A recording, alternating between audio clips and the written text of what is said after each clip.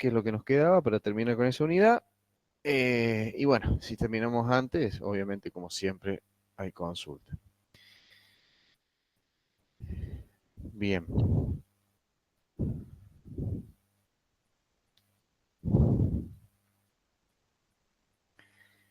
A ver, un segundo que me ubico.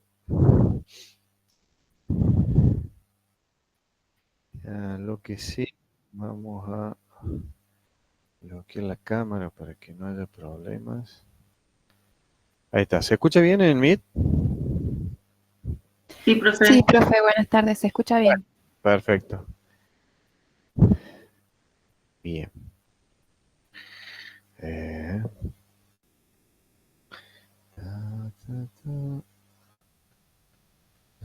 No encuentro. Acá está. Chat. Bueno, bien.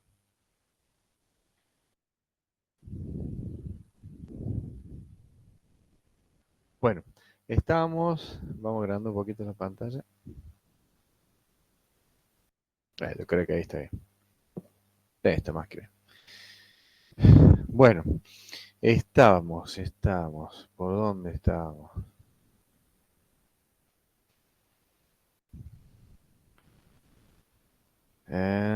Yo les dije que quedaba por dar ejecución forzada. Después el 154 ya estaba dado y ahí arrancamos ya 155 y los órganos. Bueno.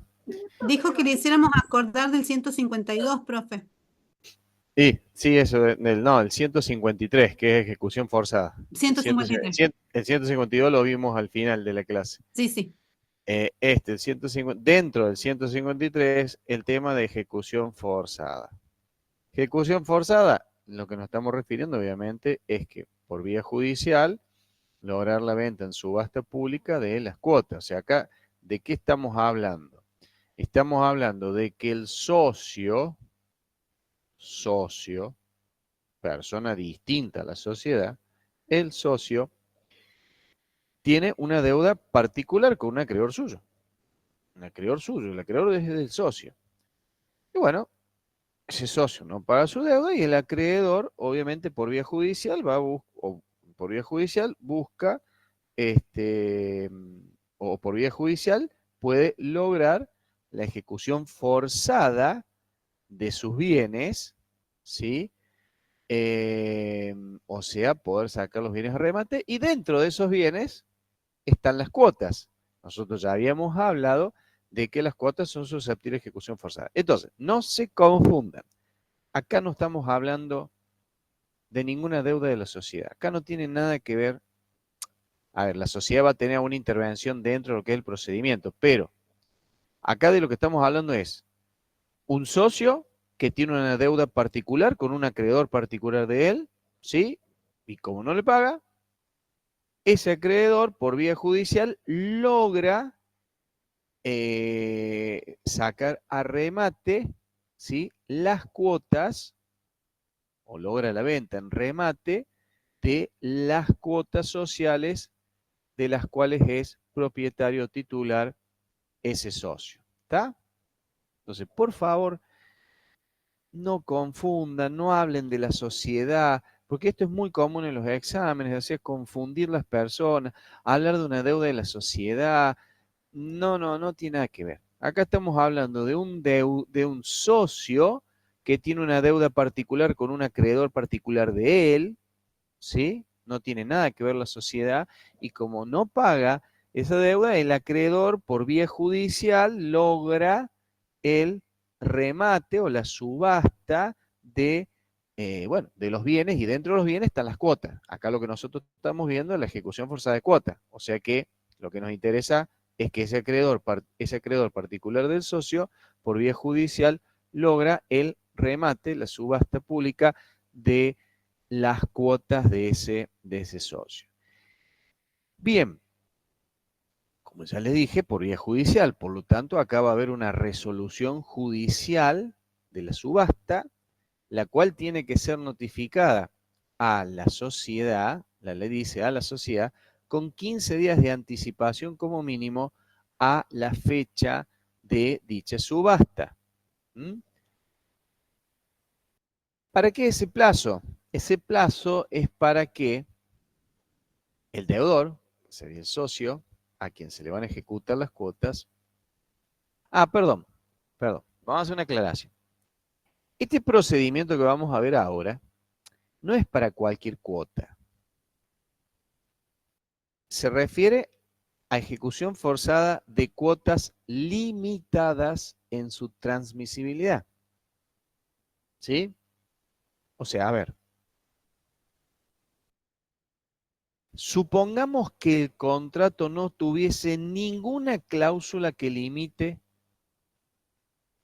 la transmisibilidad de las cuotas. Supongamos, vamos a hacer un supuesto en el cual el contrato de la sociedad no tiene ninguna limitación a la transmisibilidad de las cuotas. O sea que no son cuotas que estén limitadas en su transmisibilidad. En ese caso, si el acreedor logra el remate de la cuota, ¿sí? En el acto de subasta va a ganar el mejor postor, el que ofrece el mejor precio, ¿sí? Paga las cuotas, los gastos, comisiones, etcétera. Y ese postor que logró, que fue el mejor postor, porque obtuvo la mejor oferta,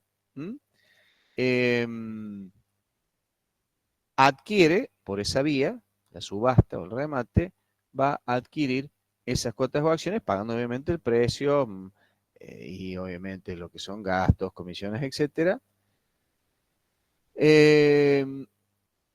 Y ese tercero que es el mejor postor, obviamente se hace de esas cuotas, o sea, también las adquiere a través de la subasta. Sería así de simple. ¿Sí? No habría más que explicar. Pero, si las cuotas están limitadas en su transmisibilidad por alguna de las dos cláusulas que vimos ayer, ahí ya el procedimiento cambia. ¿Sí? Ahí el procedimiento cambia.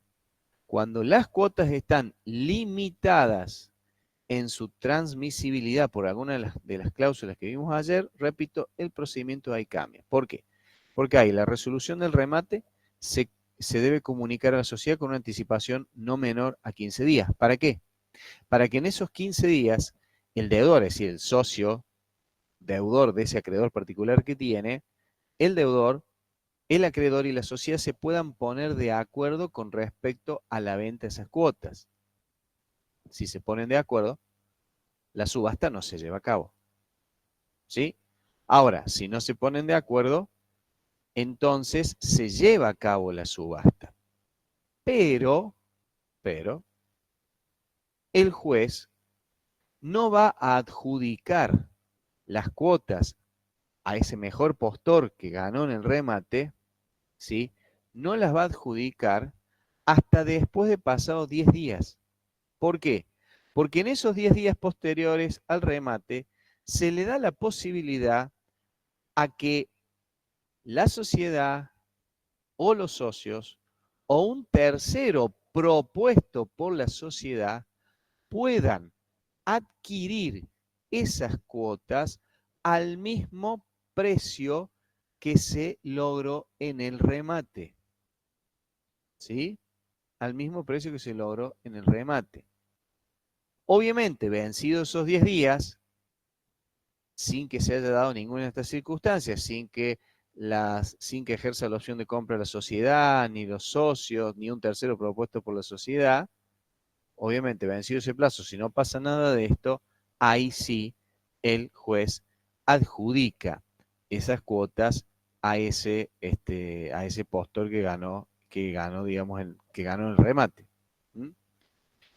Pero repito, este procedimiento que está previsto en el 153 es para las cuotas que están limitadas en su transmisibilidad. Si no estuvieran limitadas en su transmisibilidad, la cosa es muy simple. Se lleva a cabo el remate y el mejor postor, ¿sí?, adquiere esas cuotas, para lo cual obviamente tiene que pagar el valor de las cuotas y tiene que pagar los gastos y las comisiones pertinentes. ¿Mm? Entonces, esto es lo que tenemos aquí, donde dice: en la ejecución forzada de cuotas limitadas en su transmisibilidad, la resolución que disponga la subasta será notificada a la sociedad con no menos de 15 días de anticipación a la fecha del remate. Si en dicho lapso el acreedor, el deudor y la sociedad no llegan a un acuerdo sobre la venta de la cuota, se realizará la subasta. Pero el juez no adjudicará las cuotas si dentro de los 10 días la sociedad presenta un adquirente o ella misma o los socios ejercitan la opción de compra por el mismo precio, es decir, el mismo precio que se obtuvo en el remate depositando su importe. Vuelvo a insistir, este procedimiento que está en el 153 es para las cuotas que están limitadas en su transmisibilidad. Bueno, el 154 ya estaba, vamos al 155. Bien.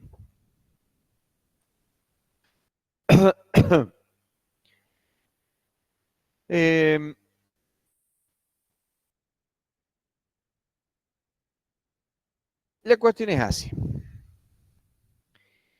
Si en el contrato de la sociedad no hay ninguna cláusula que establezca o que disponga la incorporación de los herederos del socio fallecido, lo cual no es muy frecuente. Lo más frecuente es que, o es bastante probable, que se encuentren en el contrato del SRL con alguna cláusula que prevea la incorporación de los herederos. Pero supongamos que en el contrato de la SRL no existiera ninguna cláusula, esa doble negación que estamos acostumbrados siempre en Argentina a decir no existiera ninguna, es decir, no existiera alguna sería, pero bueno, está bien, así hablamos. Entonces, en el caso de que en el contrato ustedes lo revisan de punta a punta y no hay cláusula alguna con respecto a la incorporación de los herederos. O sea, la incorporación de los herederos del socio no está prevista en el contrato. En ese supuesto, cuando la incorporación de los herederos no está prevista en el contrato, en ese supuesto, al producirse la muerte del socio, ¿sí?, la muerte del socio allí produce lo que se llama la resolución parcial. Esto implica que cae el vínculo de ese socio, obviamente que ha fallecido, ¿sí?, y se genera la obligación por parte de la sociedad y el derecho por parte de los herederos a que se le reembolse el valor de la parte a los herederos. O sea, la sociedad le tiene que reembolsar el valor de la parte a los herederos, con lo cual le compra las cuotas, ¿sí? Ahora, si el contrato previera o dispusiera la incorporación de los herederos, en el caso de muerte de un socio, esa cláusula que establece, o mejor dicho, esa disposición del contrato que prevé la incorporación de los herederos del socio fallecido es obligatoria para todos. Es obligatoria para los herederos, como así también para los socios sobrevivientes, ¿sí? Ahora, esto significaría de que los herederos deberán, en este segundo supuesto que planteé, cuando sí tenemos una cláusula que establece la incorporación de los herederos, en cuyo caso decimos que es obligatoria para los herederos, como así también para los socios que quedan en la sociedad. Entonces, en ese caso, los herederos deberán incorporarse a la sociedad, pero ¿qué lugar van a ocupar en la sociedad? El de socio. Lo que se hereda es la condición de socio. Si el socio que falleció a su vez era gerente, el cargo de gerente no se hereda. Lo que se hereda es la condición, la calidad de socio. ¿Sí? Ahora, piensen ustedes lo siguiente. ¿Qué se podría hacer allí? A ver, supongamos que los herederos no quieren estar en la sociedad, pero la ley dice, miren, es obligatorio, se van a tener que incorporar, ¿no? Entonces, a ver, se incorporan y ¿qué podrían hacer? Y podrían vender sus cuotas. Podrían vender sus cuotas, ¿sí? Como así también previo a esto podrían llegar, por ejemplo, a algún acuerdo con los otros socios, ¿sí? Para que, digamos, para que le adquieran las cuotas, ¿sí? Pero en principio, ¿qué es lo que nos dice la ley? Esa incorporación es obligatoria para los herederos y para los socios que quedan. Entonces los herederos deben incorporarse al SRL. Entonces se incorporan al SRL y por ahí se dan cuenta con que dicen, bueno, ¿y qué hago acá? Porque la verdad no quiero estar acá. Bueno, si las cuotas no están limitadas en su transmisibilidad, se pueden ceder las mismas. Ya incorporados se pueden ceder las mismas, ¿sí? Donde no habrá ningún tipo de limitación. El tema es qué pasa cuando las cuotas están limitadas en su transmisibilidad. Ahí se le va a hacer un poco más complicado a ese heredero que se incorpora a la sociedad porque tiene esta cláusula obligatoria, se le va a hacer un poco más complicado, digamos, la venta de esas acciones, la venta de esas cuotas, perdón. Bueno, pero la ley dice, bueno, no, ante esta situación, durante 3 meses, desde la incorporación, no van a ser oponibles, estas limitaciones a la transmisibilidad a las sesiones que realicen los socios que se incorporaron dentro de los 3 meses desde la incorporación. Pero, la ley dice, bueno, no obstante, la sociedad y los socios podrían ejercer la opción de compra, ¿sí? Podrían ejercer la opción de compra eh, por el precio, obviamente, que pide ese heredero o los herederos vender, que quieren vender sus cuotas. Ahí no hay discusión del precio. Ahí no se va a dar lo que vimos ayer de que impugnan el precio, no. O sea, se incorpora el heredero. O sea, tenemos esta situación. Cuotas limitan su transmisibilidad. Cláusula que prevé la incorporación y que ya sabemos que es obligatoria. Los herederos se incorporan porque es obligatoria. Bueno, ¿qué dice la ley? Bueno, miren, las limitaciones no van a ser oponibles a las sesiones que realicen esos herederos que se incorporan a la sociedad de esta manera. No van a ser oponibles durante 3 meses, pero, tanto la sociedad como los socios pueden ejercer la opción de compra por el mismo precio, es decir, pueden ejercer la opción de compra por el mismo precio que piden el heredero que se incorporó a la sociedad. O sea, ahí no se va a discutir, ahí no se va a discutir el precio. Y esta opción de compra la tienen que ejercer dentro de los 15 días, ¿sí? Desde que se ha comunicado a la gerencia el propósito de ceder. O sea, volvemos al supuesto.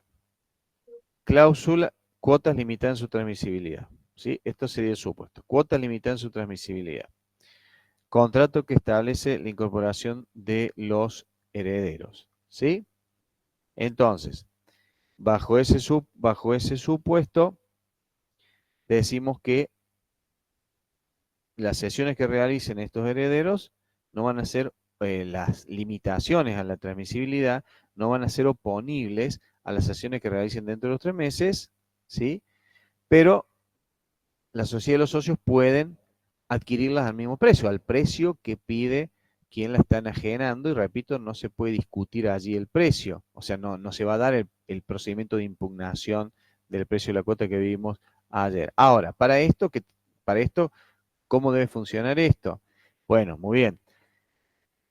Ese heredero que se incorporó y quiere ceder tiene que comunicarle a la gerencia su intención de venta, ¿no es cierto? Y el precio. Entonces, dentro de los 15 días, la sociedad y o los socios pueden ejercer la opción de compra por ese mismo precio que comunicó el heredero ahora que se incorpora a la sociedad. ¿Sí? No, ahí no hay posibilidad del procedimiento de impugnación del precio que habíamos visto.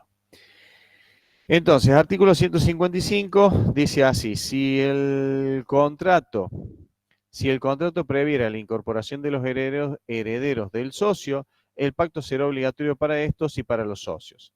Su incorporación se hará efectiva cuando acrediten su calidad con la declaratoria de herederos y en el interín actuará en su representación en el administrador de la asociación. La pregunta es, ¿y si el contrato no prevé la incorporación de los herederos, qué pasa?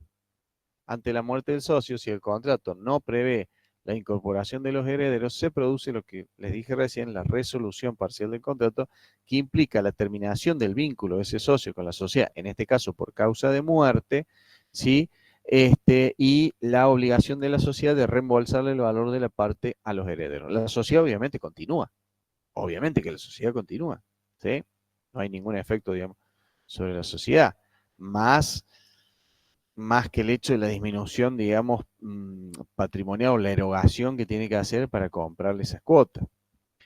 Bueno, las limitaciones a la transmisibilidad, de las cuotas serán en estos casos inoponibles a las cesiones que los herederos realicen dentro de los 3 meses de su incorporación. Pero la sociedad o los socios podrán ejercer opción de compra por el mismo precio, el que pidió el socio que quiere vender, o sea, el heredero que se incorporó como socio, dentro de los 15 días de haberse comunicado a la gerencia el propósito de ceder, la que deberá ponerlo en conocimiento de los socios en forma inmediata y por medio fehaciente. ¿Sí? ¿Se entendió? Profe, Sí, escucha. ¿me puede explicar, por favor? No entiendo qué sería inoponibles a las cesiones. Inoponible, derecho privado 2. Sí, derecho privado 2, teoría general de los contratos. Hay que revisar un poco el material de privado 2, que es oponibilidad e inoponibilidad, ¿sí? Es decir, no surte efecto, digamos, frente a las cesiones, es decir, no se van a tener en cuenta esas limitaciones para las sesiones que se realicen dentro de esos 3 meses. O sea, por ejemplo, si estamos hablando de una, si estamos hablando de una, qué sé yo, de un, supongamos que se exija la conformidad mayoritaria unánime de los socios, bueno, en ese caso no se va a aplicar si es dentro de los 3 meses y el heredero quiere ceder la cuota, no se va a aplicar, digamos, esa limitación. Lo que sí se le va a dar a los socios y a la sociedad un plazo de 15 días, o sea, se le va a dar la posibilidad de ejercer la opción de compra, ¿sí? Durante esos 15 días posteriores a que se comunicó la gerencia la intención de ceder, ¿sí? De la misma manera, si hubiese una cláusula de derecho de preferencia para la sociedad, o los socios, entonces esa cláusula no va a ser oponible a esa cesión, que quiere decir que el heredero lo va a poder vender a un tercero, pero no obstante, la ley dice que debe comunicar a la gerencia la intención de venta, obviamente el precio, y los socios y la sociedad tienen o pueden ejercer la opción de compra por ese mismo precio. ¿sí? Por ese mismo precio, o sea que no se puede impugnar el precio, a diferencia de lo que pasaría si se aplicaría la cláusula limitativa del derecho de preferencia, en donde si no se ponen de acuerdo con el precio, ¿sí? Se puede impugnar. Acá no. Acá no es oponible esa limitación, que por ejemplo puede ser el derecho de preferencia, pero no obstante la ley dice, no, bueno, está bien, podrá venderse a un tercero, pero comunique a la gerencia, ¿sí? Comunique a la gerencia la intención de ceder, el precio, ¿sí?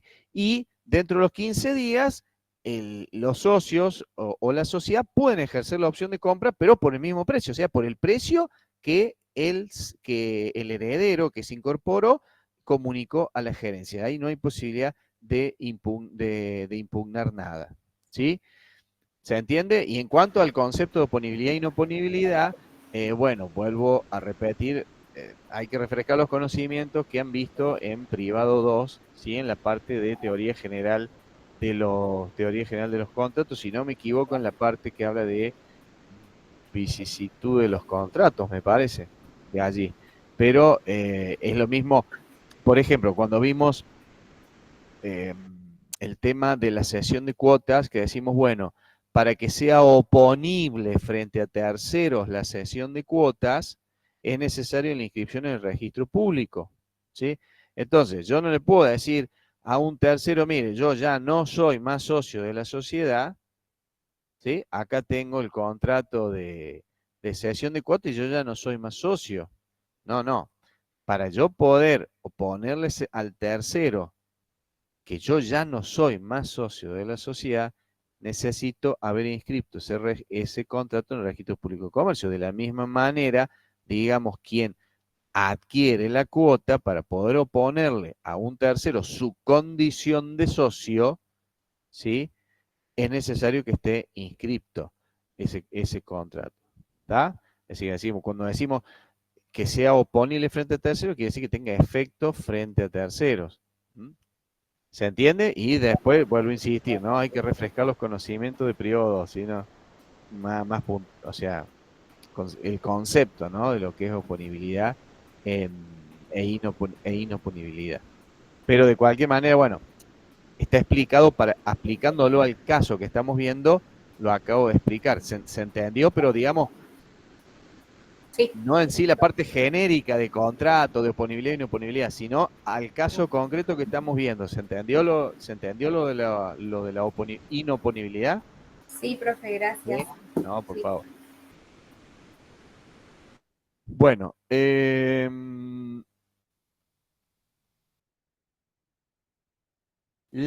bueno, después sí, perdón, discúlpeme, usted me había preguntado primero, discúlpeme.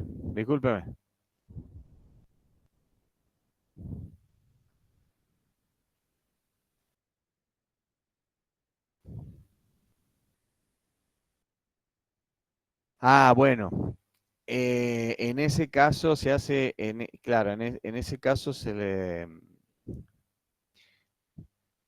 sí, sí, en la videoconferencia, ¿dice usted?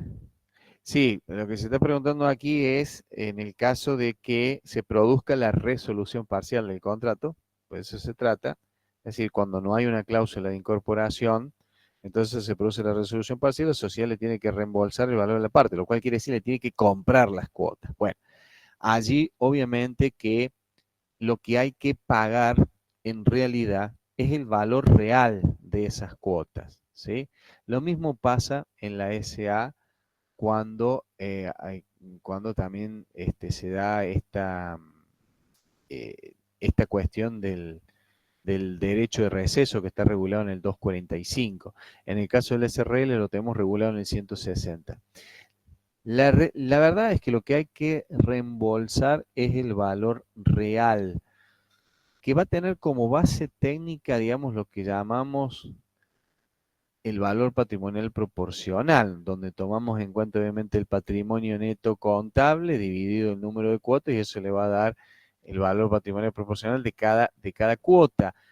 Pero en realidad esa sería una base técnica. Habría que hacer algunas modificaciones extracontables.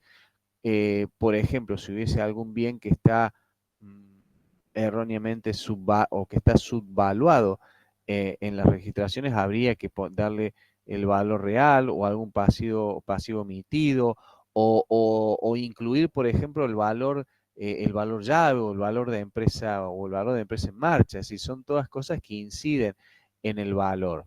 Ahora, lo que sucede es que el 245, cuando trata el derecho de receso en la SA, dice que ese valor se tiene que calcular según el último balance realizado que deba realizarse, ¿sí? Entonces ahí por ahí nos podemos tomar de eso y ir directamente al patrimonio neto que surge de la contabilidad sin hacerle ningún tipo de corrección. Y por ahí puede surgir algún reclamo del accionista o en este caso el socio que diga, no, momento, o sea, está bien. O sea, se tomó el valor, como dice la ley, el valor que surge, el valor del que surge el último balance, ¿sí? Pero en la contabilidad hay un inmueble que está valuado en 12 millones y en realidad vale 30. Y yo como accionista o como socio que ejerzo el derecho de receso, tengo derecho también a esa diferencia de valor. Porque en realidad lo que me deberían pagar es el valor real, ¿sí? O sea, eso ya lo vamos a ver bien. Yo le hago ahora, le estoy haciendo una explicación breve, ¿sí? Pero lo van a ver bien cuando vean derecho de receso, tanto en la SA como cuando lo vean en las últimas unidades donde se ve el derecho de receso como una causal de resolución parcial. ¿Estamos? Por insistir, las normas del 245 le van a decir que serían aplicables, van a decir si el valor se determina en función del último balance. Entonces se toma el patrimonio neto, en ese caso, en el caso de la SA, se divide por el número de acciones, el patrimonio neto, como viene en la contabilidad, se divide el número de acciones y le da el valor que se va a pagar por acción. Pero no obstante, en realidad, lo que hay que pagar es el valor real. O sea que, digamos que ese valor sería una base técnica, pero habría que hacer algunas correcciones tipo extracontables, como por ejemplo esto, si ahí viene subvaluados, valorarlos correctamente, si hay un valor de empresa en marcha, también hacer incidir, si hay un valor llave, también hacerlo incidir, para llegar a un valor real. ¿Por qué? Porque si no después puede pasar esto que le dije, puede venir el reclamo de de la persona a quien se le reembolsa el valor, ya sea en heredero o ya sea el socio en el caso de un derecho de receso. ¿Está? Pero bueno, en realidad ese es el valor que se daría. El mismo valor, digamos, que se prevé para cuando se ejerce un derecho de receso. ¿Se entendió más o menos? Lo compliqué más la cosa. ¿Se entendió? Bueno, de cualquier manera lo va a volver a ver. Lo va a volver a ver cuando vea derecho de resolución parcial y particularmente cuando vea derecho de receso lo va a volver a ver. Bueno, bien. Primero, la cuota social, digamos, es indivisible, pero puede existir copropiedad, es decir, varias personas pueden ser copropietarios de una cuota social y en cuyo caso se aplica el artículo 208, donde dice que se aplican las reglas allí del condominio. Se puede constituir prendas, se pueden constituir usufructo o trabar alguna medida precautoria sobre las cuotas, sí, se puede, y tanto la constitución como la cancelación del usufructo, de la prenda, del embargo u otra medida precautoria sobre las cuotas se inscribirán en el registro público y se aplican las normas del 218 y del 219. Bueno, con respecto a esto, las normas del 218 y 219, lo vemos, aunque en realidad lo van a volver a ver, pero bueno, de cualquier manera lo vemos para que no quede así medio a medias, digamos.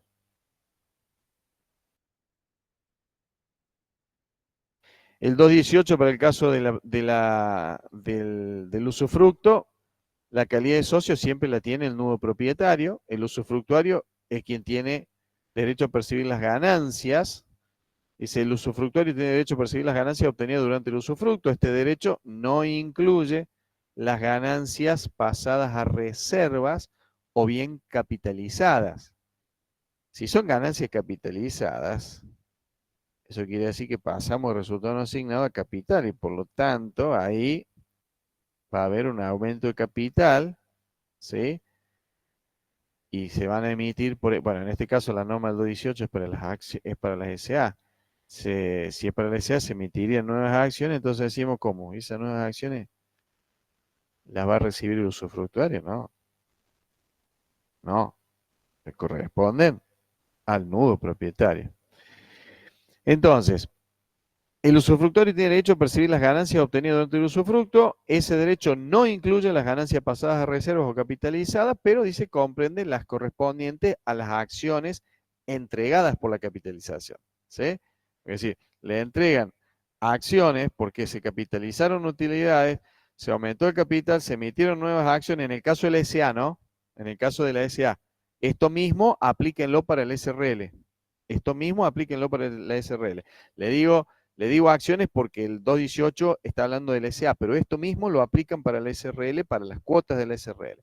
Entonces, claro, recibe acción el nudo propietario porque se distribuyeron utilidades en acciones, pero las ganancias de esas nuevas acciones también le corresponden al usufructuario.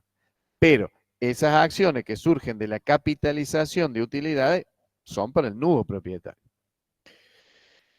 Bueno, el dividendo se percibirá, dice, por el tenor del título. Bueno, en el momento del pago, dice, si hubiera distintos usufructuarios, se distribuirá pro rata la duración de sus derechos.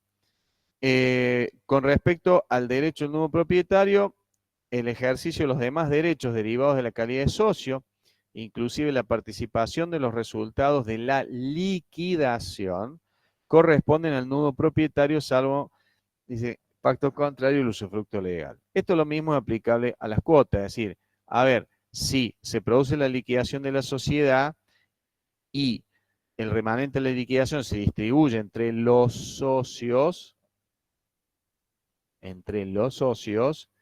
ese remanente le corresponde al socio. O sea, si hay un usufructo, al nudo propietario. Por eso dice, el ejercicio de los demás derechos derivados de la calidad de socio incluye la participación de los resultados de la participación de los resultados de la liquidación. Bueno, esto es acciones no integradas.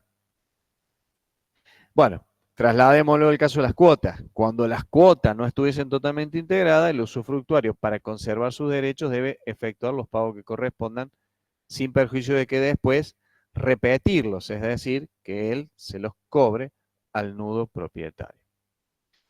Con respecto a la prenda, cuando se constituye prenda o cuando, digamos, se traba algún embargo judicial sobre las acciones en el caso del SA o sobre las cuotas en el caso del SRL, los derechos corresponden al propietario de las acciones. Y dice, en tales situaciones, el titular del derecho real, o sea, el acreedor prendario, o embargo, queda obligado a facilitar el ejercicio de los derechos, a facilitar el ejercicio de los derechos del propietario mediante el depósito. Bueno, en el caso de las cuotas no podemos hablar del depósito de las acciones porque las cuotas no se representan en título. Esto del depósito de las acciones sería aplicable para las sociedades anónimas. Lo que sí tienen que tener en cuenta es que en el caso de la SRL, ¿sí? En el caso de constituirse una prenda o un embargo sobre las cuotas, los derechos les corresponden siempre al propietario de las cuotas y, por ejemplo, en el caso de una prenda, el titular de ese derecho real, que sería el acreedor prendario, tiene que facilitarle al nudo propietario, tienen que facilitarle al socio, le tienen que facilitar el ejercicio de sus derechos.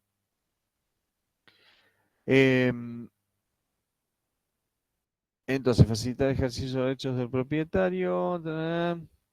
Bueno, el propietario de esas cuotas o acciones, según sea SRL o SA, soportará los gastos consiguientes. Bueno, entonces, repito, este 218 y 219 están redactados para el SA, porque forman parte del articulado del SA. De cualquier manera, son aplicables también a la SRL, obviamente adaptándolos a la SRL. En la SA las acciones se representan en títulos, salvo las acciones escriturales, y en el caso de las cuotas no se representan en títulos, ¿sí? No son En su naturaleza no son iguales. Entonces, volvemos al SRL. Estábamos por aquí.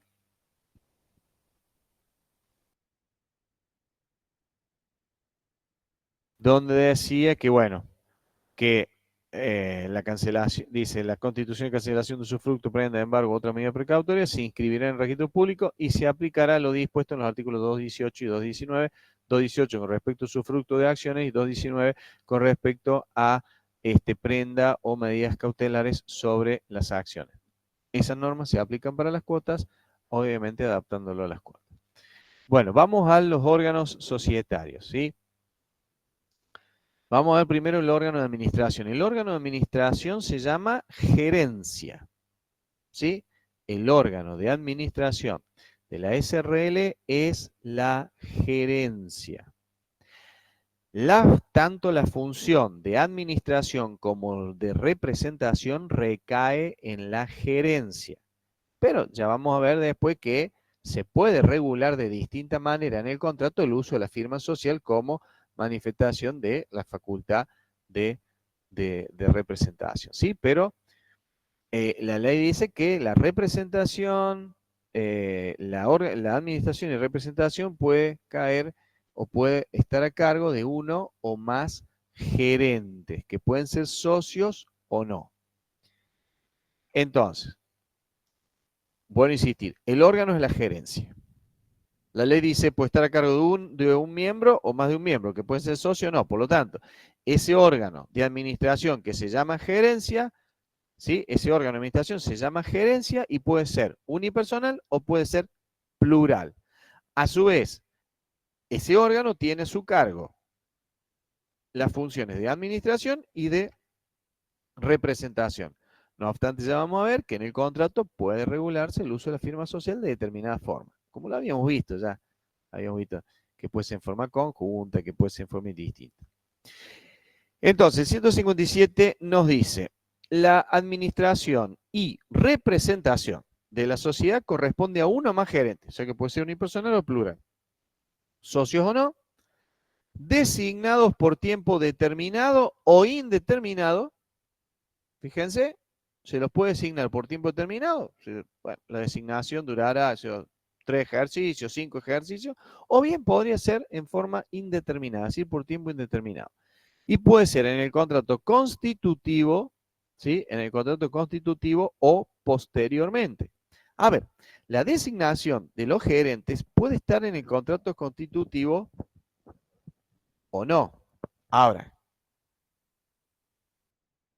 si la designación de los gerentes no está en el contrato, no le van a inscribir en el contrato en el registro público. ¿Sí? La designación de los gerentes tiene que estar. Lo común es que la designación de los gerentes, por lo menos de los primeros gerentes cuando se constituye la sociedad, es que esa designación esté en el contrato. Ahora, ¿podría ser que los socios no quieran que esté en el contrato? Bueno, pues bien, pero para inscribirle el contrato en el registro público, tiene que estar la designación de los gerentes. Entonces, ¿podría hacerse la designación de los gerentes en un instrumento separado, pero que se inscriba junto con el contrato? Sí, podría ser, ¿sí? Lo más común es que la designación de los gerentes, ¿sí?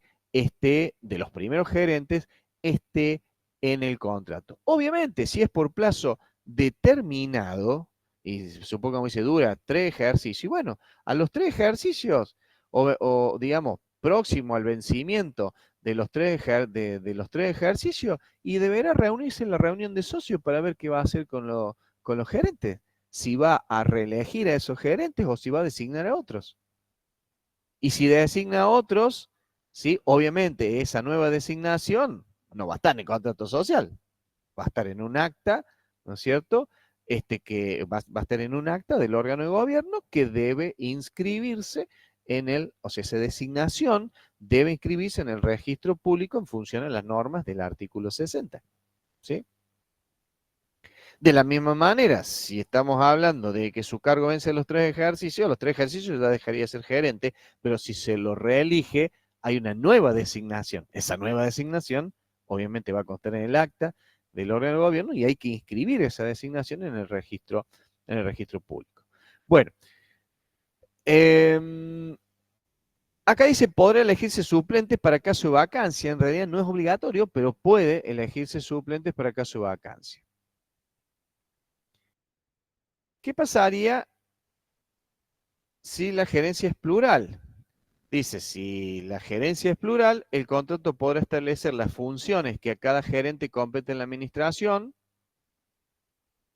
¿Sí? Esto ya lo habíamos visto para cuando vimos las sociedades personalistas, o sea, podría asignarse funciones a cada gerente. Estamos hablando de una gerencia plural. O también, el contrato podría imponer la administración conjunta. Recuerden que les expliqué cómo funciona una administración conjunta para el caso de las sociedades personalistas, como así también les expliqué cómo funcionaría un órgano de administración en forma colegiada, pero sí les dije que en realidad, si bien no está prohibido para las sociedades personalistas, y se puede hacer, digamos, es una estructura más compleja del órgano para una estructura societaria tan simple y que no es común. Bueno, entonces acá nos dice que si la gerencia es plural, el contrato podrá establecer funciones a cada gerente, o sea, funciones que le compete a cada gerente en la administración, o bien podrá disponer la administración conjunta o bien colegiada. Y en caso de silencio, una norma muy similar a la que habíamos visto para el caso de las sociedades personalistas, cuando teníamos designados los administradores, pero el contrato no decía más nada, en caso de silencio se entiende que cualquiera de los gerentes designados puede realizar cualquier acto de administración en forma indistinta. Y no se olviden que la ley dice la administración y representación corresponde a uno más gerente. Por lo tanto, la representación también está a cargo del órgano de administración. Y si en el contrato no dice nada, no dice nada con respecto a la organización del órgano de administración y no dice nada con respecto a la función de representación, cualquiera de esos gerentes puede realizar cualquier acto de administración en forma indistinta, y si el contrato no dice nada sobre el uso de la firma social, si el contrato no dice nada sobre el uso de la firma social, como la ley dice, administración y representación recae en la gerencia, si el contrato no dijera nada sobre representación social, sobre el uso de la firma social, cualquiera de esos gerentes puede hacer uso de la firma social y obligar a la sociedad. ¿Mm? Por eso dice ahí, en caso de silencio, se entiende que puede realizar indistintamente cualquier acto de administración. ¿Está? Entonces, si el contrato dispone, bueno, a ver, la sociedad va a estar a cargo del órgano de administración, la sociedad va a estar a cargo de, supongamos, 3 gerentes que van a durar en sus cargos 3 ejercicios, y no dice más nada. Que pueden ser socios o terceros, y no dice más nada. No le asigna funciones, no dice que van a actuar en forma conjunta, no organiza el órgano como un órgano colegiado. Entonces, ante ese silencio, cualquiera de los gerentes designados puede realizar cualquier acto de administración en forma indistinta. Y si el contrato no establece nada sobre el uso de la firma social, cualquiera de los gerentes puede hacer uso de la firma social y obligar a la sociedad. Ya que estoy hablando de representación, cuando es un único gerente, ahí no hay problema. La ley dice claramente, administración y representación estará a cargo de uno más gerente. Ambas funciones recaen en la gerencia. Si tenemos un solo gerente, no hay problema. Si a ese solo gerente es quien tiene a su cargo la administración, pero también la representación de la sociedad. El tema es cuando tenemos un órgano de administración, que en este caso es la gerencia, plural. Entonces allí, obviamente que habrá que ver qué es lo que queremos, o sea, qué es lo que quieren los socios con respecto al uso de la firma social como manifestación de la facultad de representación, y es lo que va a terminar ligando, vinculando a la sociedad con un tercero y generando derechos y obligaciones de la sociedad para con ese tercero. Entonces, en el contrato podría, ante una gerencia plural, en el contrato podría establecerse que el uso de la firma social se tenga que ejercer por 2 o más gerentes, pueden ser todos, ¿m? Es decir, podría ser que tenga que ejercerse por 2 o más gerentes o por todos, y para todos los actos, ¿sí? O también podría establecer o reservar esto último, es decir, el uso de la firma social en forma conjunta, que haga falta la firma de más de un gerente, podría reservarse eso para determinados actos expresados, manifestados y determinados en el contrato social. ¿Mm? Y para el resto de los actos, establecer que el uso de la firma social se puede ejercer en forma indistinta por cualquiera de los gerentes. Y la otra posibilidad es que en el mismo contrato se establezca que los gerentes pueden hacer uso de la firma social en forma indistinta.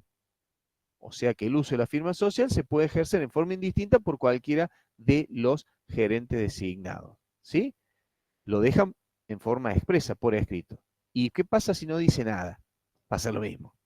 Si no se establece en el contrato cómo se va a ejercer el uso de la firma social, se aplicaría esta última solución, es decir, como la ley dice, administración y representación recae en la gerencia, y si el contrato no dice nada con respecto al uso de la firma social, y está claro que cualquiera de los gerentes puede hacer uso de la firma social en forma indistinta y con ello obligar a la sociedad con un tercero.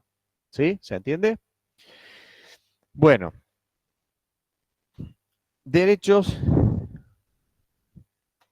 Se ha hecho medio tarde. Derechos y obligaciones. Los gerentes tienen los mismos derechos, obligaciones, prohibiciones e incompatibilidades que los directores de la sociedad anónima. ¿Recuerdan cuando les di la función de administración, cuando les expliqué las funciones societaria, administración y representación? Ese capítulo 4, que es un capítulo genérico, es decir, para toda la sociedad en general, que decíamos, bueno, miren, con respecto a las prohibiciones, el contrato del administrador con la sociedad, los actos de incompetencia, el interés contrario, decíamos que aplicábamos, ¿se acuerdan? Aplicamos el tema de la responsabilidad de los administradores, decíamos que aplicábamos, por analogía, aplicábamos las mismas normas previstas en la SA para los administradores de todas las sociedades. Bueno, acá lo dice expresamente y nosotros estudiamos sociedad colectiva en comandita simple y capital de industria y el texto legal no decía nada, pero nosotros decíamos que por aplicación analógica hacíamos extensibles esas disposiciones de la SA a todos los administradores, esas disposiciones referidas a los directores de la SA, lo hacíamos extensible a los administradores de los otros tipos societarios. En este caso lo dice expresamente el texto legal. Dice, los gerentes tienen los mismos derechos, obligaciones, prohibiciones e incompatibilidades que los directores de la sociedad anónima. No hay lugar a duda. ¿Está? No pueden participar por cuenta propia o ajena en actos que impliquen competir con la sociedad, salvo autorización expresa y unánime de los socios. En cuanto a la responsabilidad, los gerentes serán responsables individual o solidariamente según la organización de la gerencia. Por ejemplo, si se está asignando funciones, con cada función va junto con la responsabilidad. Ahora, si actúan en forma conjunta o se actúa en forma colegiada, la responsabilidad, ¿cómo va a ser en ese caso? Solidaria. ¿Sí? Si se actúa en forma conjunta, si los gerentes actúan en forma conjunta o en forma colegiada, allí obviamente la responsabilidad va a ser solidaria. Ven que dice, los gerentes serán responsables individual o solidariamente según la organización de la gerencia y la reglamentación de su funcionamiento establecidas en el contrato. Ahora bien, si una pluralidad de gerentes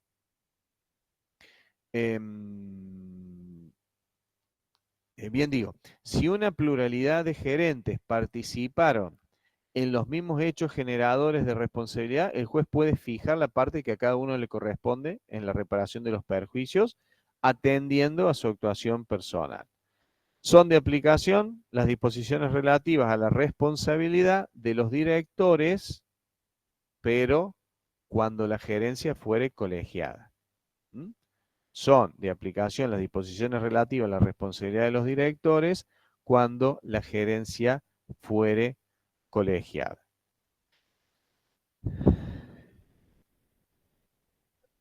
Revocabilidad. Bueno, la revocabilidad del cargo de gerente no se puede limitar, salvo, dice, no puede limitarse la revocabilidad, excepto cuando la designación fue condición expresa de la constitución de la sociedad, en cuyo caso se aplica la norma que ya habíamos visto del artículo 129, segunda parte, y los socios disconformes tienen ese famoso derecho de receso que ya habíamos estudiado cuando vimos el 129, ¿sí? Entonces, no puede limitarse la revocabilidad, salvo cuando la designación fuese condición expresa de la constitución de la sociedad y en cuyo caso se aplica el 129 segunda parte y los socios disconformes tienen derecho de receso. Fiscalización todavía no, lo dejo al final.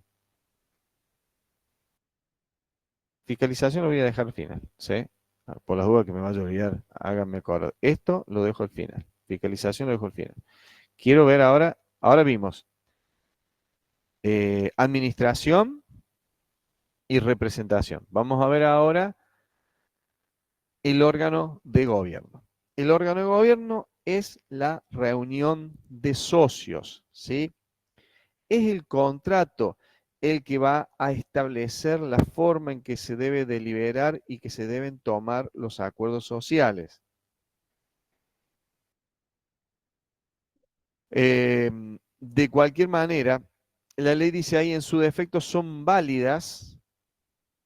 A ver, fíjense ahí en 159. El contrato, acá, ya se me viene a la memoria, acá van a encontrar que estas formas de funcionamiento del órgano de gobierno, estas formas en las cuales, o estas formas de deliberar y tomar los acuerdos, como la consulta simultánea o la declaración por escrito, la van a ver después cuando vean las SAS, cuando vean las sociedades por acciones simplificadas, donde van a ver y van a decir, oh, pero esto en realidad es lo mismo que dice para el SRL, sí. O sea, hay una mezcla, digamos, ¿sí? Hay algunas cosas de la SRL que están puestas allí en la SAS, más allá de que la SAS es una sociedad por acciones. Entonces, fíjense, el contrato dispondrá sobre la forma de deliberar y tomar acuerdos sociales. En su defecto, si no lo hace, son válidas las resoluciones sociales que se adopten por el voto de los socios, esto es lo que se llama consulta simultánea, comunicado a la gerencia a través de cualquier procedimiento que garantice su autenticidad dentro de los 10 días de habérseles cursado consulta simultánea a través de un medio fehaciente. Eso es lo que se llama consulta simultánea. La gerencia, como órgano, ¿sí? La gerencia le cursa consulta a todos los socios, ¿sí? Sobre determinado tema que hay que resolver y siempre por un procedimiento que acredite o que garantice la autenticidad. De la misma manera, los socios deberán responderle a la gerencia, ¿sí? Y manifestar el sentido de su voto con respecto a los temas que le ha planteado la gerencia. Podrán votar a favor, podrán votar en contra y aparte, en esas comunicaciones pueden ir todas las apreciaciones que ellos quieran, es decir, pueden, digamos, ven que cuando uno se reúne, tiene una reunión de socios presencial, los socios piden la palabra, pueden manifestar sus opiniones, ¿sí? Y después se vota. Bueno, de la misma manera, eh, esas opiniones, digamos, eso que forma parte de la deliberación previa a la votación, ¿sí? Cuando el socio dice, bueno, según esto, yo opino que tal cosa, si esto, nada, y después se pasa a la votación. Bueno, todas esas manifestaciones también las pueden volcar en esa comunicación que debe hacerse por un medio fehaciente a la gerencia, pero lo que nunca puede faltar es el sentido del voto, ¿sí? Es el sentido del voto. O sea, tiene que comunicar el voto, si vota a favor o si vota en contra del tema que se le planteó resolver o si se abstiene, ¿sí? Eso tiene que ser, los socios tienen que contestar dentro de los 10 días a la gerencia. Entonces, es la gerencia, el órgano de administración de la SRL, la gerencia la que le cursa consulta simultánea a todos los socios por un procedimiento que garantice y acredite su autenticidad. Y dentro de los 10 días, esos socios deben comunicarle a la gerencia por un medio también fehaciente, ¿sí? El sentido de su voto. Y por más que sea un sistema no presencial, porque es un sistema no presencial, hay que labrar el acta pertinente. Hay que labrar el acta pertinente.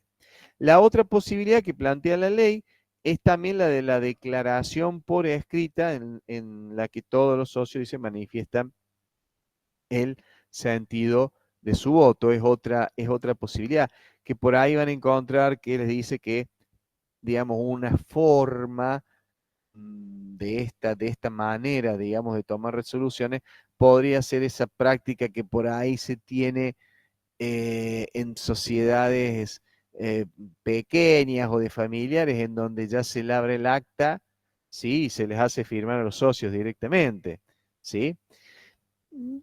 No es precisamente, para mí no es precisamente eso, la declaración por escrito, pero bueno, digamos, una forma que podría adoptar esa declaración por escrito sería esa práctica, digamos, de que se redacte el acta y se les hace firmar directamente a los socios de la misma, ¿no? Digamos, sin deliberación, obviamente, porque es un sistema también no presencial. Es un sistema no presencial. Entonces, el contrato es el que tiene que disponer la forma de deliberar y tomar asuntos y tomar los acuerdos sociales. El contrato deberá decir, no, miren, o sea, las resoluciones se van a tomar en asamblea, en reuniones, que se van a convocar, que se van a realizar en la sede social, eh, y nada más. O podría establecer que se pueden tomar a través de la reunión de socios, o a través de la declaración por escrito, o a través de la consulta simultánea, o que solo se toman mediante la consulta simultánea, cual es raro, seguramente también por reunión de socios también. Pero en definitiva es el contrato el que dispone la forma de deliberar y tomar los acuerdos sociales. Pero no obstante, la ley dice, ojo, en su defecto, si el contrato no dice nada, son válidas las resoluciones sociales que se adopten por el sistema de consulta simultánea que acabo de mencionar, como así también aquellas que resulten, esta última parte, de la declaración escrita en la que todos los socios expresen el sentido de su voto. Y obviamente, por más que la ley no lo diga, que son válidas las resoluciones que se toman en la tradicional forma de deliberar y tomar asuntos sociales del órgano de gobierno, que es la reunión presencial de los socios, ¿sí? En cualquier caso hay que labrar el acta. En cualquier caso hay que labrar el acta, en donde obviamente tiene que estar los votos de cada uno y todas las manifestaciones que hayan hecho los mismos. Ahora, ustedes dirán, bueno, ¿podría funcionar como una asamblea de una SA? Hay un solo caso en el cual el órgano de gobierno de la SRL va a funcionar como una asamblea de una SA. Y es para el caso de sociedades cuyo capital alcance el importe fijado por el inciso 2 del 299 y para tratamiento, consideración y tratamiento de estados contables, ¿sí? O sea, para ese caso, cuando estamos hablando de una SRL cuyo capital alcanza el importe del inciso 2 del 299 y solo para tratar o considerar los estados contables. Allí sí debe funcionar como si fuese una asamblea de una SA. Entonces ahí se aplicará el régimen de quórum, del SA, el régimen de mayorías de la SA. Lo que sí va a cambiar es la forma de convocatoria, es decir, no se van a hacer las publicaciones en el diario Publicaciones Legales que exige la ley para las asambleas del SA, sino que acá se van a reemplazar por un medio, se van a reemplazar por alguna citación notificada personalmente o por otro medio fehaciente. Entonces, ven, acá aparece el otro sistema, asamblea, dice. En las sociedades cuyo capital alcance el importe fijado por el 299, inciso 2, los socios reunidos en asamblea, resolverán sobre los estados contables del ejercicio. ¿Qué quiere decir? Que el funcionamiento del órgano de gobierno de la SRL, como si fuese una asamblea de una SA, es solo para SRL cuyo capital alcance el importe del inciso 2 del 299 y solo para tratar o resolver sobre los estados contables. Dice ahí, para cuya consideración serán convocados dentro de los 4 meses de su cierre. Esta asamblea se sujetará a las normas previstas para la sociedad anónima. Se sujetará a las normas previstas para la sociedad anónima. Entonces se aplicará el tema del quórum del SA, se aplicará el tema de las mayorías de la SA. Lo que sí, se reemplaza el medio de convocarlas, porque en la SA hay publicaciones en el diario de publicaciones legales o boletín oficial, reemplazándose el medio de convocarlas por la citación notificada personalmente o por otro medio fehaciente. Entonces, fíjense que acá se está legislando sobre 4 formas de funcionar del órgano. Una reunión de socios clásica, tradicional, el sistema de consulta simultánea, el sistema de declaración por escrito y el funcionamiento como una asamblea de SA que es solamente para este caso, para sociedades cuyo capital alcance el importe en el inciso 2 del 299 y solamente para lo que es tratamiento de estados contables, ¿sí? Pero recuerden, siempre el contrato es el que debe disponer sobre la forma de deliberar y tomar acuerdos sociales. Si no lo hace, son válidos. Si no lo hace, si el contrato no regula, obviamente que son válidas las resoluciones que se tomen en la reunión presencial de socios, siempre y cuando la resolución se tome dentro del marco legal, sin violar la ley, ¿tá? Como así también van a ser válidas en el caso de que el contrato no establezca nada, las que se toman por el sistema de consulta simultánea o por declaración por escrito. Y recuerden, hay una cuarta forma que es la asamblea, el funcionamiento de como si fuese una asamblea de una SA, que es solamente para ese caso que plantee, ¿sí? SRL, cuyo capital alcance el importe del inciso 2 del 299 y solamente para consideración de estados contables. Bueno, domicilio de los socios, toda comunicación o citación a los socios debe dirigirse al domicilio expresado en el instrumento constitutivo, salvo que se haya notificado su cambio a la gerencia.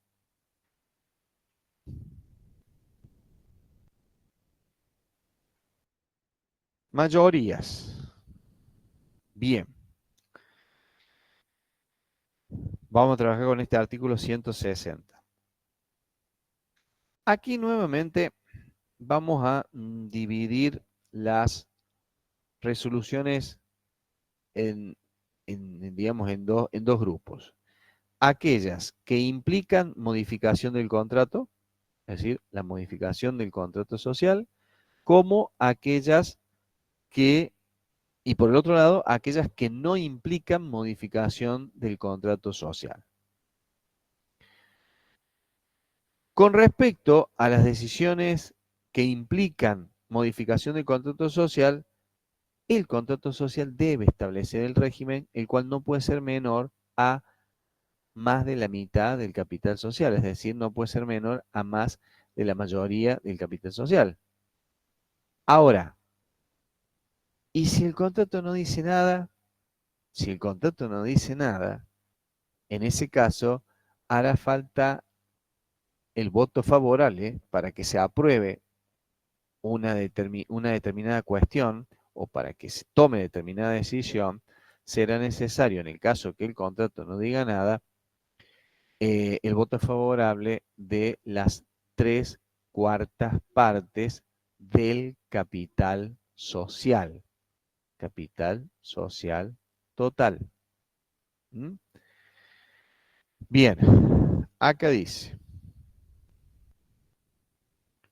vamos con esto. Dice, el contrato establecerá, me voy a parar porque ya, ahora estoy cansado de estar sentado. El contrato, dice allí, establecerá las reglas aplicables a las resoluciones que tengan por objeto su modificación, o sea, la modificación del contrato. Ahora, en cuyo caso, la mayoría debe representar como mínimo más de la mitad del capital social. Entonces, el régimen de mayoría para modificación de contrato tiene que estar estipulado en el contrato, en cuyo caso esa mayoría debe representar como mínimo, más de la mitad del capital social. ¿Podría establecerse en el capital social que hagan falta las 2/3 partes, las 3/4 partes? ¿Podría establecer la unanimidad? Sí, lo puede establecer. ¿Por qué no? Si la ley dice que el contrato es quien va a establecer esas reglas. Lo que sí dice hay un mínimo, o sea, no puede ser menos de más de la mitad del capital social. Ahora, si el contrato no establece las reglas para, o el régimen de mayoría, para las modificaciones del contrato, esta parte que dice acá, en defecto de, esta parte que dice acá, en defecto de regulación contractual, o sea, si el contrato no dice nada, o sea, no se regularon en el contrato las reglas, las mayorías para tomar resoluciones que impliquen modificar el contrato, en ese caso se requerirá el voto de las 3/4 partes del capital social, o sea, el voto es favorable. Si para poder tomar una decisión necesitamos el voto favorable de las 3/4 partes del capital social. Capital social, capital social. Ahí no dice presente, ¿eh? Dice capital social. La base de cálculo, ¿cuál es? Todo el capital social, tanto el de los socios presentes en la reunión de socios o partícipes en el caso de un sistema de consulta simultánea, como el capital de los que no están presentes en esa reunión presencial o de los que no participaron en el sistema de la consulta simultánea. Ojo, capital social, dice acá, capital social, la base de cálculo es el capital social total. Cosa que cambia cuando veamos las otras resoluciones, las que no implican modificar el contrato. Y acá se establece una regla que dice que si un solo socio representa el voto mayoritario, en ese caso será necesario además el voto de otro socio.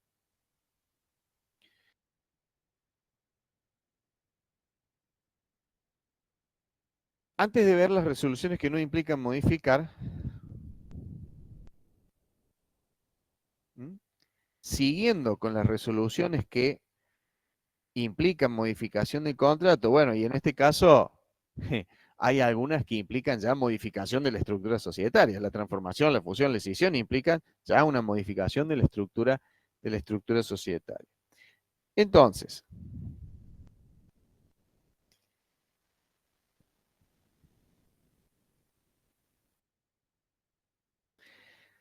siguiendo con las resoluciones que implican modificación contractual, tenemos el caso de la transformación, la fusión, escisión, que bueno, transformación, fusión, escisión, ya son cambios de la estructura societaria, ¿sí?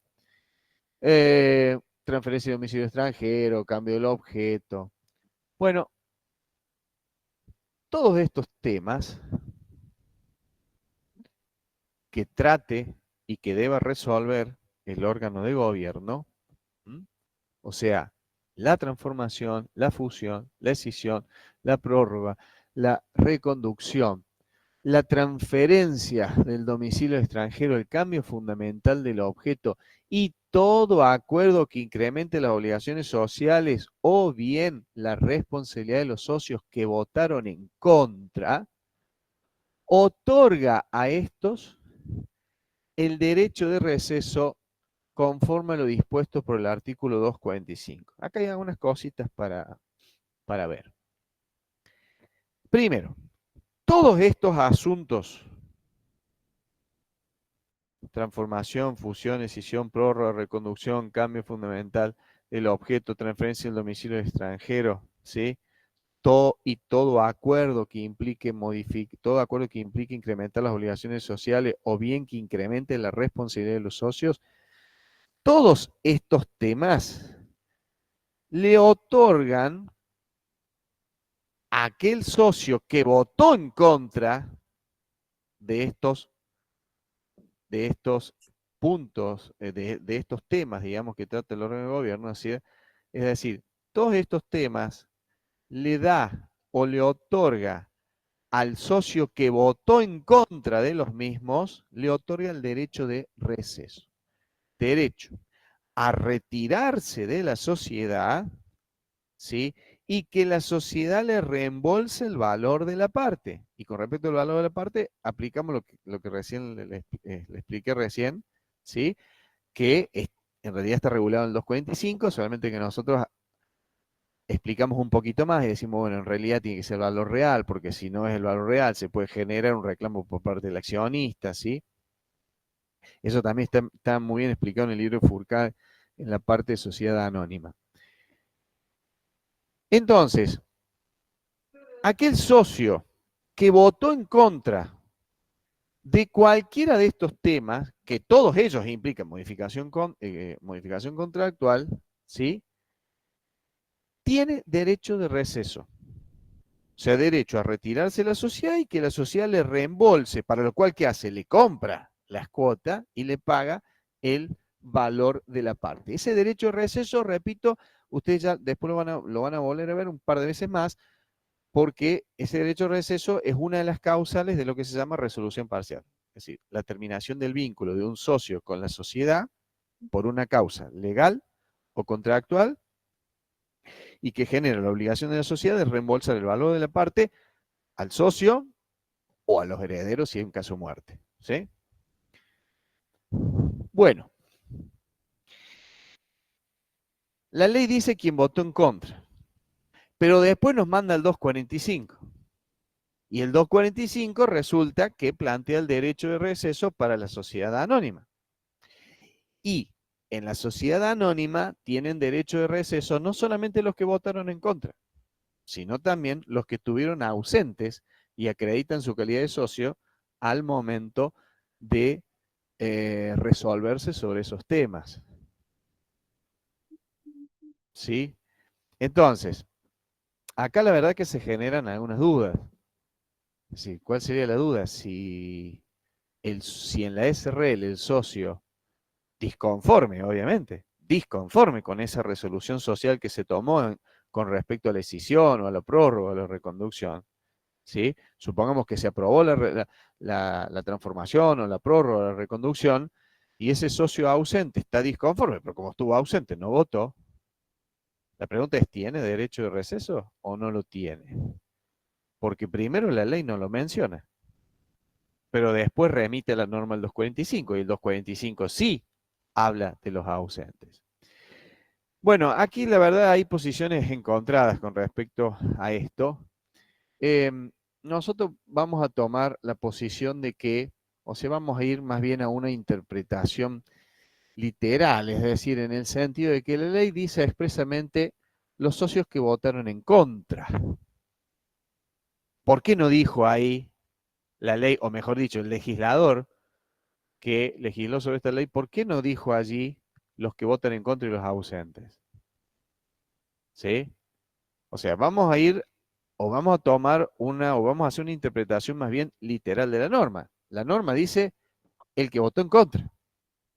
Y el que votó en contra, es el que va a tener derecho de receso. Y dice, pero después nos remite el 245. Sí, nos remite el 245, Pero el 245 no solamente habla de quién tiene el derecho a receso. Por ejemplo, el 245 habla de qué valor se tiene que pagar, por ejemplo. ¿Mm? Entonces, sí, nos remitimos a las normas del 245, pero con respecto a quién tiene que ejercer o a quién puede ejercer el derecho a receso del SRL, la ley dice claramente el que votó en contra. Entonces, solo el que votó en contra. Repito, hay posiciones doctrinarias encontradas. En el caso de cuando ustedes lean en el libro de Fourcade, también allí el autor también da su opinión. ¿Sí? También da su opinión al respecto. Si no me equivoco, la verdad que no recuerdo bien, pero me parece que en el libro la opinión es que debería el ausente también tener derecho a receso. Pero lo cierto es que la ley dice el que votó en contra. Ustedes si me preguntan a mí, ¿debería o no debería? Y yo creo que sí, me parece que el ausente también debería tener derecho a receso. Pero el artículo está redactado así. El artículo dice el que votó en contra. El artículo dice que votó en contra y por lo tanto así lo tomamos. El que votó en contra es el que tiene el derecho de, de receso. Te dirán, bueno, los aumentos de capital implican modificación del contrato.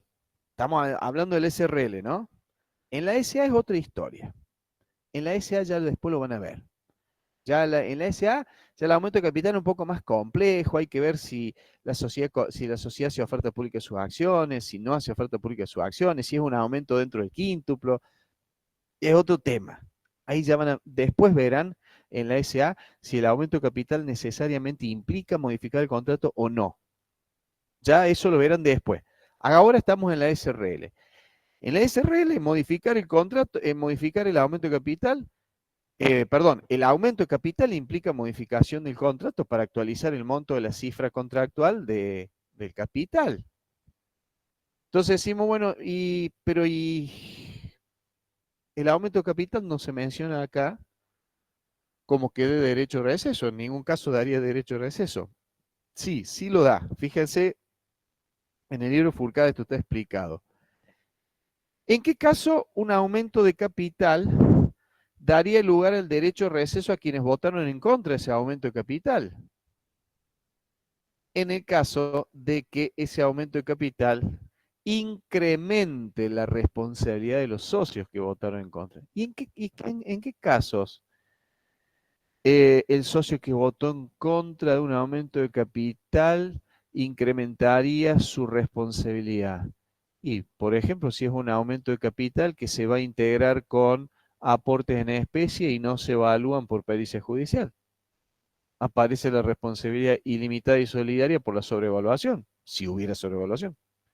Y de la misma manera, si es un aumento de capital donde no se va a integrar el que se va a suscribir para ser integrado en efectivo y no se va a integrar el 100%, sino que va a quedar un saldo pendiente, ya sabemos que todos los socios garantizan en forma ilimitada y solidaria por esa sobrevaluación, por esa integración, perdón.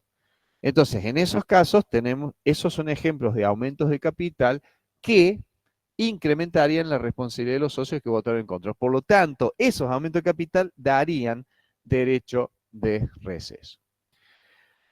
Bueno, estos artículos por ahí llevan un poco de tiempo porque hay varias cosas que analizar, digamos.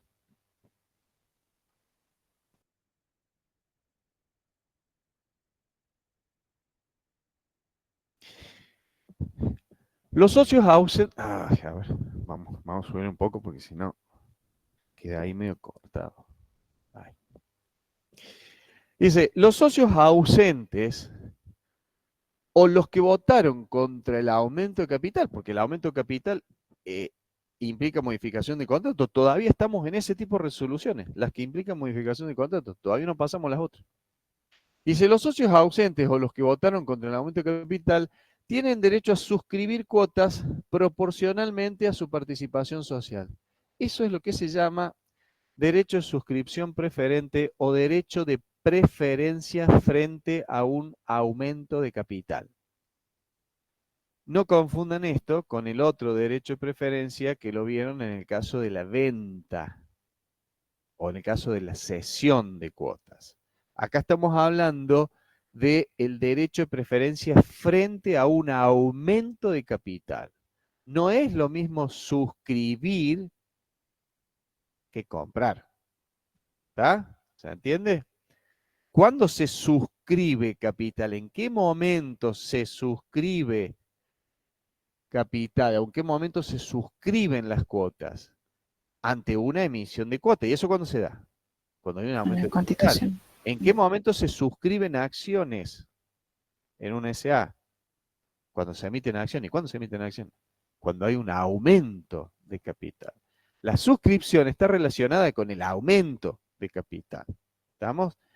Entonces, no utilicen la palabra suscribir cuando, digamos, o no confundan la suscripción con la venta, o con la compra, mejor dicho, ¿sí?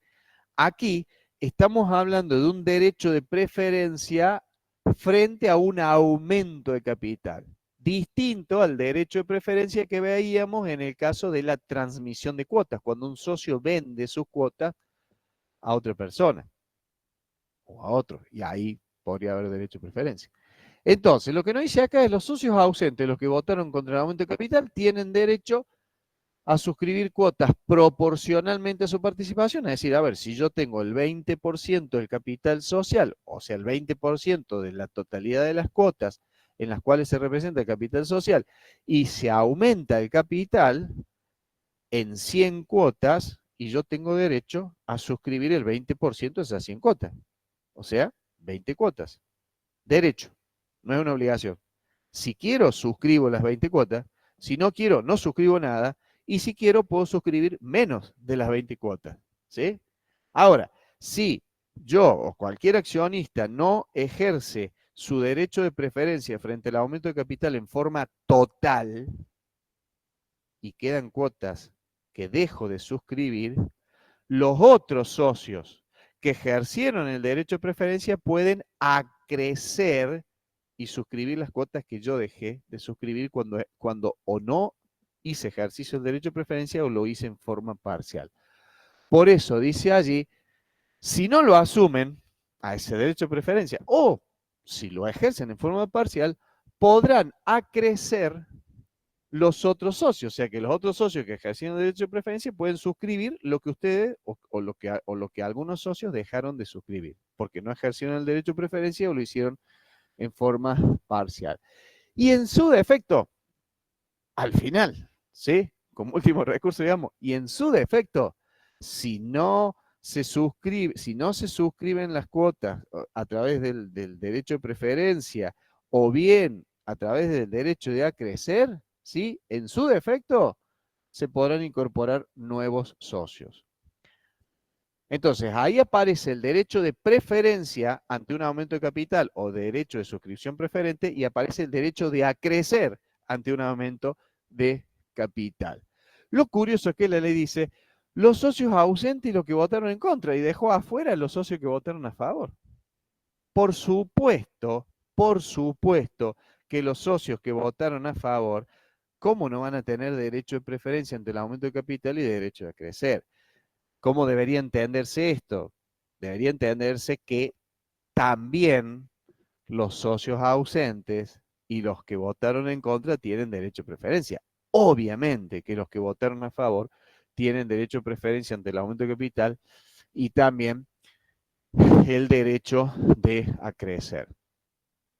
Finalmente llegamos a las resoluciones que no implican modificación del contrato. ¿Mm? Bien, ojo, porque en este caso, para las resoluciones que no implican modificación del contrato, como así también para la designación y revocación de gerentes o síndicos, la base de cálculo, cuidado, es el capital presente, no el capital total. La base de cálculo es el capital presente, si estamos hablando de un sistema presencial, o partícipe, si estamos hablando, por ejemplo, de un sistema no presencial como el de consulta simultánea. ¿Sí? y será por mayoría del capital presente, salvo que el contrato exija una mayoría superior. A ver, vamos a correr esta, si se ve bien. Ahí. Entonces, las resoluciones que no conciernan a la modificación del contrato, ojo cómo se lee esto. Se lee así. Las resoluciones que no conciernen a la modificación del contrato, un supuesto. La designación y revocación, otro supuesto. No es que no conciernan a la designación, porque muchas veces se lee de corrido y se lee así. Entonces dice que no conciernan a la modificación y que no conciernan a la designación y revocación. No, no es así. Las resoluciones que no conciernan a la modificación del contrato, más la designación y revocación de gerente o síndico, todas ellas, el régimen de mayoría es ese. Mayoría del capital presente o se resuelven por mayoría del capital presente en la asamblea o participen en el acuerdo, salvo que el contrato exija una mayoría superior. ¿A cuántos votos da derecho cada cuota? A uno, ¿sí? Artículo 161. Cada cuota solo da derecho a un voto y rigen las limitaciones de orden personal previstas para los accionistas de la sociedad anónima en el artículo 248. Actas.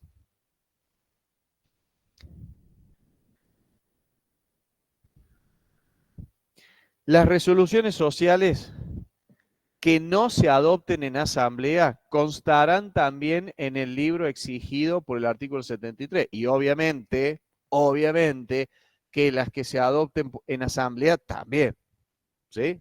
También. Las resoluciones sociales que no se adopten en asamblea constarán también en el libro de acta exigido por el artículo 73. Dice mediante actas que serán confeccionadas y firmadas por los gerentes dentro del 5º día de concluido el acuerdo. En el acta deberán, por ejemplo, cuando se toma por un sistema de consulta simultánea, también hay que hacer el acta. O por declaración por escrito, también hay que hacer el acta. ¿Sí? En el acta deberán constar las respuestas dadas por los socios y su sentido a los efectos del cómputo de los votos. Los documentos en que consten las respuestas deberán conservarse por 3 años. Y vamos a la función de fiscalización interna, ¿no? O sea, dentro de la sociedad, ¿sí? La fiscalización externa está prevista para las sociedades por acción. Vamos a la fiscalización interna. A ver, déjenme chequear. Tenemos actas, votos, órgano de gobierno, asamblea, resoluciones sociales, no secretaria. Fiscalización. Por favor, con esto, vean bien el tema de Furcade, ¿sí? Muchas veces dicen, bueno, la fiscalización es obligatoria en tal caso. ¿Qué es obligatorio? ¿Qué es obligatorio? La fiscalización, sí, pero ¿qué quieren decir cuando me dicen la fiscalización es obligatoria? ¿Qué fiscalización es obligatoria? La fiscalización orgánica, a eso se refiere. El órgano es obligatorio. La fiscalización a través del órgano puede ser obligatoria o bien optativa, según el caso. Ahora lo vemos. Pero a lo que me refiero es la forma de expresarse en un examen. Es decir, sí, la fiscalización es optativa. ¿A qué se refieren cuando dicen la fiscalización es optativa? Porque la fiscalización siempre va a existir, ¿eh? Si no es a través de un órgano, es en cabeza de los socios, en forma personal y directa, artículo 55, primer párrafo. Siempre va a haber. ¿Está? Entonces, ojo cómo se expresa. Es decir, fiscalización obligatoria optativa. Bueno, pero ¿qué es obligatorio? ¿Qué puede ser obligatorio y qué puede ser optativo? ¿A qué se están refiriendo? Al órgano. ¿Sí? La fiscalización a través de un órgano, la fiscalización orgánica o el órgano de fiscalización, en algunos casos es obligatorio y en otros casos es optativo. Entonces, a ver, si el capital, si el capital si el capital de la, si el capital del SRL alcanza el importe del inciso 2 del artículo 299, ahí el órgano es obligatorio. Entonces, la fiscalización orgánica a través de un órgano es obligatoria. Ese órgano podrá ser una sindicatura o podrá ser un consejo de vigilancia, ¿sí? Entonces, si el capital social de la SRL alcanza el importe del inciso 2 del 299, la fiscalización orgánica es obligatoria, es decir, sí o sí tiene que tener un órgano de fiscalización, que puede ser una sindicatura o un consejo de vigilancia. Yo más o menos les expliqué esto cuando vimos funciones societarias y el profesor Fujimi también les tiene que haber dado la función de fiscalización. Bien, salvo que el contrato diga, supongamos que la fiscalización, nuestra sociedad, su capital alcanza el importe en inciso 2 del 299. Entonces la ley que nos dice, tiene que tener un órgano. Sí o sí tiene que tener un órgano, ¿sí? Órgano que al ser obligatorio, se tiene que regir por las disposiciones previstas para esos órganos, para la SA, dispuestos en la ley para la SA. Entonces decimos, tenemos un órgano porque, por lo que dice la ley, sí o sí tenemos que tenerlo, ¿sí? Porque nuestro capital alcanza el importe en inciso 2 del 299. Entonces sabemos que ese órgano se va a regir por lo que dice la ley con respecto a esos órganos para el SA. Si el contrato no dice otra cosa, si el contrato no dice una cosa distinta, ¿sí? Ese contralor individual de los socios del artículo 55, primer párrafo, cede. ¿Qué quiere decir? El socio ya no puede presentarse en la sede y directa o personalmente revisar los libros, los papeles sociales o pedirle informe al administrador. No, no puede actuar así. Lo que quiera, se lo tiene que pedir al síndico o al consejo de vigilancia. Lo que quiera, se lo tiene que pedir, solicitar al órgano de fiscalización. Siempre y cuando el contrato no prevé otra cosa. Porque el contrato podría prever que aún existiendo un órgano, ¿sí? Lo mismo pueda tener esas facultades. Para mí no es lo más conveniente, ¿sí? Para mí, desde mi punto de vista no es lo más conveniente. Para mí, existiendo un órgano de fiscalización, el 55 primer párrafo tiene que ser. ¿Estamos? Ahora bien, si el capital no alcanza, si el capital de la SRL, si el capital de la SRL no alcanza el importe previsto en el inciso 2 del artículo 299, entonces no hay obligación de tener un órgano. Los socios decidirán si tienen un órgano y decidirán si una sindicatura, un consejo de vigilancia, en cuyo caso esos órganos se regirán por lo que diga el contrato y supletoriamente se le aplican las normas previstas para esos órganos para la SA, ¿sí? O bien podrían decidir no tener un órgano, prescindir del órgano de fiscalización, en cuyo caso, si prescinden del órgano, porque lo pueden hacer, y no tienen un órgano de fiscalización, se aplicará el 55 primer párrafo, o sea, el contralor individual de los socios. O sea, los socios podrán presentarse a la sede, revisar los libros, los papeles sociales directamente y pedirle directamente al administrador los informes que crean pertinentes. Esto es lo que tenemos aquí. Dice fiscalización optativa, dice, puede establecerse un órgano de fiscalización, sindicatura o consejo de vigilancia que se regirá por las disposiciones del contrato, ¿sí? La sindicatura o el consejo de vigilancia son obligatorios en la sociedad cuyo capital alcance el importe fijado por el artículo 299, inciso 2. Tanto a la fiscalización optativa como a la obligatoria se aplican supletoriamente las reglas de la sociedad anónima.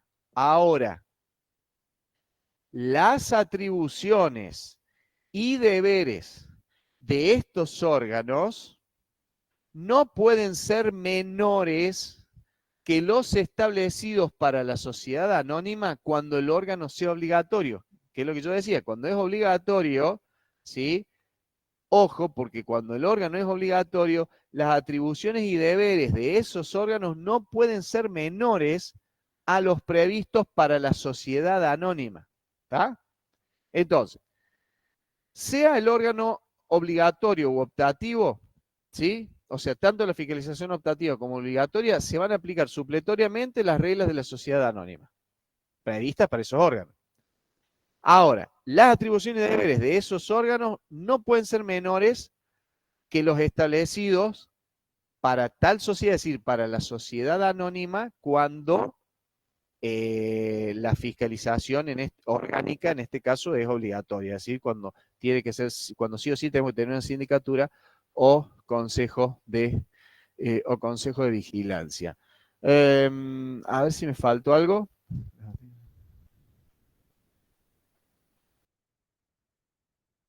Me faltó algo, pero me tengo que ir al 55. Un segundo.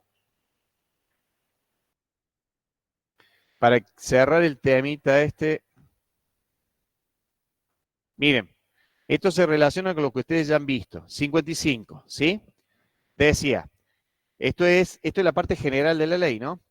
Decía, los socios pueden examinar los libros, los papeles socios, recabar del administrador, los informes que tienen pendientes. Y después dice, exclusiones. Salvo pacto en contrario, el contralor individual de los socios no puede ser ejercido en las sociedades de responsabilidad limitada incluidas en el segundo párrafo del artículo 158. O sea, nos estamos refiriendo a aquellas cuyo capital alcance el importe previsto en el inciso 2 del 299, en cuyo caso tienen que tener un órgano de fiscalización y por lo tanto el contralor individual de los socios cede, pero dice salvo pacto en contrario, ¿ven? Que es lo que yo les he explicado recién, que para mí no sería lo mejor. Salvo pacto en contrario, ese contralor individual de los socios no puede ser ejercido en las sociedades de responsabilidad limitada incluidas en el segundo párrafo del 158, o sea, aquellas en cuyo capital alcance el importe del inciso 2 del 299 y en donde sí o sí tienen que tener un órgano de fiscalización. Bueno, damos por concluido ya el capítulo 7. Lo único que quedó por dar, que se lo dejo a ustedes como tarea, que lo vean del libro, que vean, o lo vean obviamente, siempre todos los temas lo tienen que ver con el libro, pero quedó el tema de, si no me equivoco,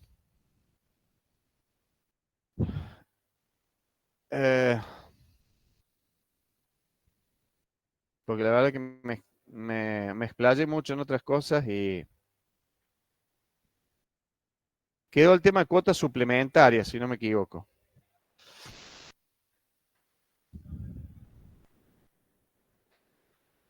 Este tema, ¿ven? Este tema, el tema de cuotas suplementarias, ese tema, por favor, véanlo directamente de la bibliografía, obviamente, de la ley y de la bibliografía. Y también recuerden que en el aula virtual tienen las clases grabadas del año, cuando estaba en pandemia, el año 2001, si no me equivoco, 2001 y 2022, creo, donde están desarrollados los temas, ¿sí? Así que también lo pueden ver de allí. Pero viéndolo el libro es suficiente. Bueno, con esto damos por finalizado. Ya hay gente que está por entrar a otra materia, pero de cualquier manera, hasta que no venga el otro profesor, les pregunto si tienen alguna consulta.